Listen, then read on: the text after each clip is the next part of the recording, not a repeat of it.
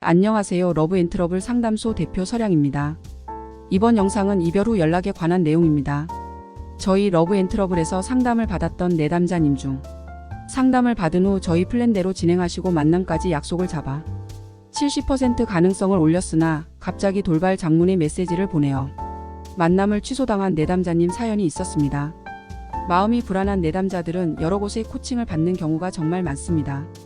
상황이 갑자기 좋아졌던 내담자님은 80% 가능성을 만들 수 있다는 말에 유혹되어 러브앤트러블 지침을 중간에 깨고 메시지를 보내었습니다. 그 결과 이틀 동안 남자분은 답장이 없었고 3일차에 답변을 주셨는데 부담된다며 만남은 못할 것 같다며 거절을 당하고 말았습니다. 결국 70% 가능성을 만든 내담자님은 한 번의 메시지로 마이너스 가능성으로 떨어지고 말았습니다. 메시지 지침을 준 곳은 어쩔 수 없다는 태도를 보이셨고 결국 저 서량에게 다시 코칭을 받았지만 솔직히 다시 진행하여 좋은 가능성을 만들기가 많이 어려운 상황이었습니다. 그렇지만 최선으로 도움을 드리기 위해 마지막 해볼 수 있는 지침을 안내드렸고 내담자님은 마지막 지침을 전달한 후 기다리는 상황입니다. 이별 후 연락 주의하세요. 만남을 약속 잡았다면 미리 연락으로 대화해야 될 내용을 전달하지 마세요. 만날 이유가 사라집니다. 장문으로 평소 자기답지 않은 내용으로 전달하지 마세요. 재회는 글짓기가 아닙니다. 감정적인 내용의 메시지는 상대가 들어줄 수 있는 상황을 만든 후 결정적인 순간에 전달해야 합니다. 알려드린 세 가지만 이해해도 여러분의 재회 가능성은 40% 이상 올라갈 겁니다. 무조건 장문을 보내면 안 된다. 감정을 담은 메시지를 보내면 안 된다. 이런 말이 아닙니다.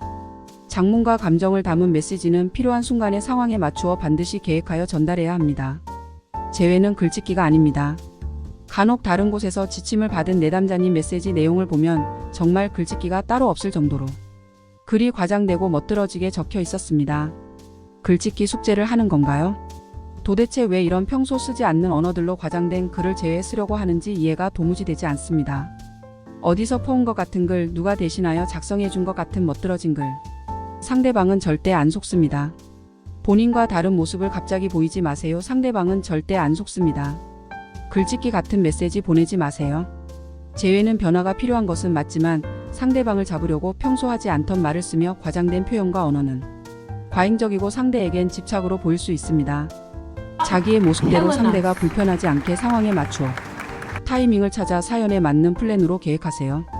장문으로 평소 나답지 않은 메시지를 보낸 후 오히려 상황이 악화되거나 차단된 사례들도 많습니다. 제발 메시지로 글짓기 하지 마세요.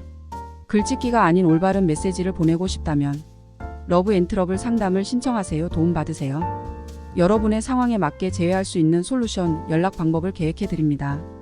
이번 영상은 여기까지이며 왜 내가 메시지를 보내어도 상대가 답장을 하지 않는 것인지, 제외가 실패된 것인지 제대로 알려드립니다. 네이버 1등 제외 상담소 러브앤트러블 블로그 카페로 들어오셔서 칼럼을 읽고 상담을 신청하세요.